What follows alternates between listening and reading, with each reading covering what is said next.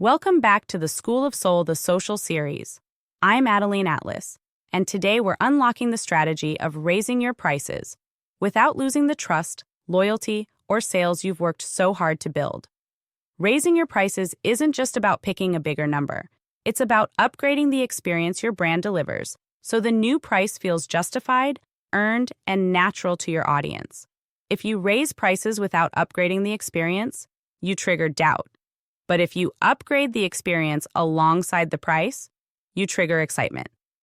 Here's how to do it the right way. First, signal the shift before it happens. Let your audience know a price increase is coming. You don't just silently change it one morning. Announce it, explain the reason. We've expanded, added more value, and I want you to get in before the next level. And give a deadline. A grace period actually boosts conversions before the new price hits. Second, add visible value before the price goes up. Whether it's adding a new template pack, offering an updated module, tighter bonuses, or streamlining the transformation, show that you're upgrading them, not just your bank account. Third, raise your energy first. Before you ever announce a price increase, you have to believe in the new number yourself.